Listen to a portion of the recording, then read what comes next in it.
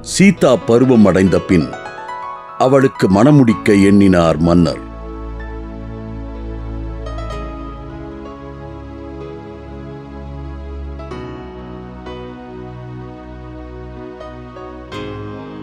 உடனே சுயம்வர ஏற்பாடுகளை செய்தார்.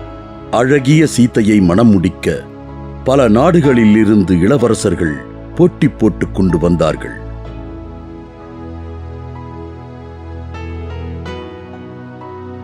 ஆனால் அங்கே வைக்கப்பட்ட வில்லினை எடுக்க முடியாமல் திரும்பி சென்றார்கள்.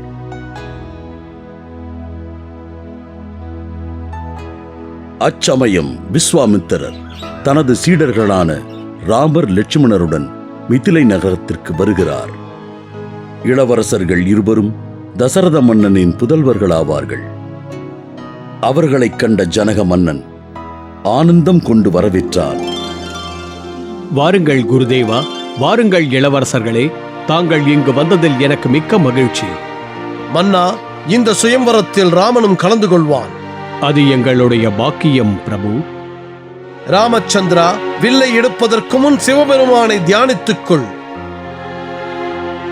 ஸ்ரீராமன் விஸ்வாமித்திரரை வணங்கி மரியாதை செலுத்துகிறார். பிறகு அவர் சிவனை வேண்டி வில்லினை எடுக்கச் செல்கிறார். மிகவும் சுலபமாக தன் ஒரே கையால் அவ்வில்லினை எடுத்தார். இதுவரை யாராலும் அசைக்க முடியாத அவ்வில்லினை எடுத்த ராமரைக் கண்டு அனைவரும் ஆச்சரியத்துடன் பார்த்தார்கள். அதே சமயம் அவர் வெற்றியடைந்ததைக் கண்டு மிரண்டு நின்றார்கள்.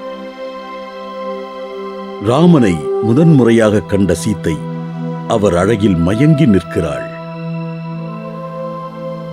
ராமர் மீது பதித்த பார்வையை சீதையால் அகற்ற முடியாமல் தவித்து நின்றாள். ராமருக்கும் அதே நிலைதான். அண்ணலும் நோக்கினார், அவளும் நோக்கினாள். அங்கே இருவர் மனமும் சங்கமித்தன. முத்து, பவழம், வைரங்களால் சீதை தலை முதல் கால் வரை அலங்கரிக்கப்பட்டு அழகாய் நின்றாள்.